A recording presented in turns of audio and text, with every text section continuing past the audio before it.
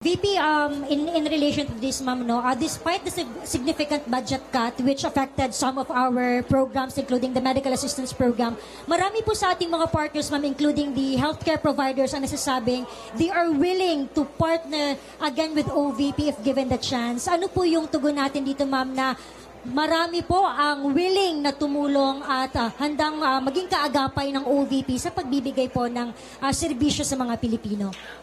Nagpapasalamat kami sa kanila, no, sa ating mga healthcare institutions, sa kanilang partnership sa Office of the Vice President and sa kanilang recognition sa kahalagahan noong serbisyo na naibibigay natin sa mga underserved communities natin, hindi lang dito sa Mindanao kundi sa buong Pilipinas. Nakakalungkot lang dahil wala na kasi kaming medical and burial assistance. Ito ay tinanggal. Hindi namin siya malagyan ng budget dahil tinanggal talaga yung line item sa Office of the Vice President nung lumabas yung budget ng Office of the Vice President sa General Appropriations Act. Kaya matitigil yung medical and burial assistance, pero masaya kami dahil nandyan pa rin yung mga healthcare institutions na handa makipag-partnership sa mga susunod na taon kung magkakaroon tayo ng budget. Last po, ma'am. VP, with our strong partnership with various sectors, ano po yung maaasahan ng ating mga kababayan mula po sa tanggapan ng pangalawang Pangulo in the next coming years, especially katuna sa mga GIDA area, ma'am? Oo. Patuloy pa rin ang mga proyekto at programa ng Office of the Vice President. Nawala lang yung medical and burial assistance at nawala yung feeding program natin, ang Pansarap feeding program natin dahil hindi na talaga namin ma-stretch yung budget na inilaan para sa Office of the Vice President. Pero lahat ng ibang pang mga budget, lahat ng iba pang mga proyekto kung nakikita nyo, ay tutuloy pa rin sila. In fact, sa aming 1 million trees na sana ay target ngayong 2028 matapos, no, 1 million.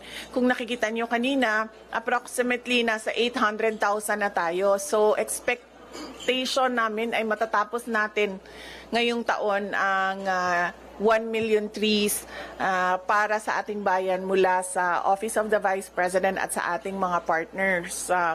At ang usapan na lang namin ay itutuloy pa rin namin yung tree planting beyond sa target namin na 1 milyong puno.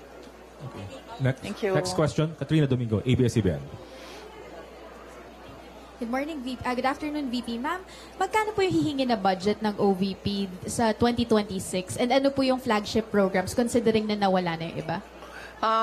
Sa 2026 budget, submit kami ng proposal na 733 million pesos. Hindi siya kalayuan doon sa approximately 700 million na ibinigay noong nakaraang taon para sa Office of the Vice President. Hindi siya malayo sa 2025 budget ng Office of the Vice President.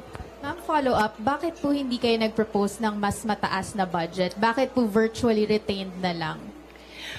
Dahil inaasahan ko naman na hindi ibibigay, no, yung budget ng Office of the Vice President. Dahil nga, hindi naman kami kaalyado ng administrasyon. At nakita na natin yon noong nakaraang taon na syempre kung hindi ka sumusunod, hindi ka kaalyado, ay hindi ka mabibigyan ng pondo para sa mga proyekto ng opisina mo.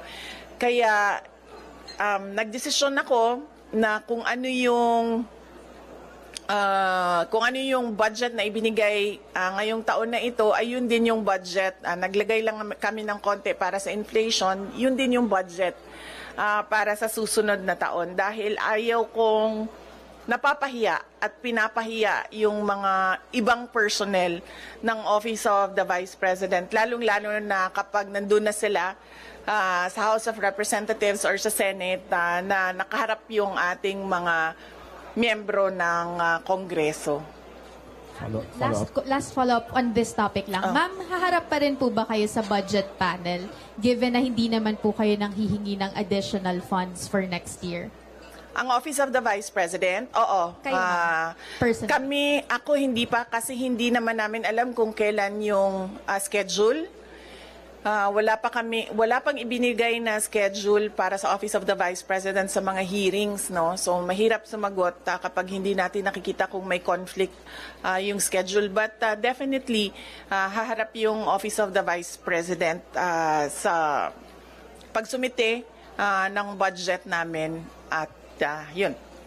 Okay. Next question, Arjun Relator, GMA News. Maing Buntag, VP. Ma'am, with a slim margin, ma'am, with the proposed ninyo na 2026 budget with 2025, meaning po ba na retained lahat yung mga programs and project na ipapatupad next year? At paano po yung nangyari dun sa mga partners natin, dun sa mga slashed or reduced programs with 2025, ma'am?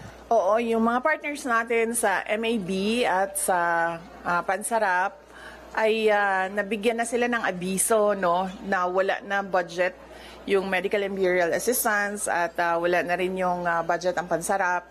So, i-discontinue na namin yung project at yung partnership sa kanila. Follow up. So, expected, ma'am, na for next year, the same projects pa rin yung ipapatupad ng OVP. Wala nang may dadagdag po. Yes, oo. Wala kaming madagdag na projects for 2026. Tutuloy pa rin lahat nung nakita nyo, maliban lang sa Pansarap tsaka sa medical and burial assistance. Thank you, ma'am.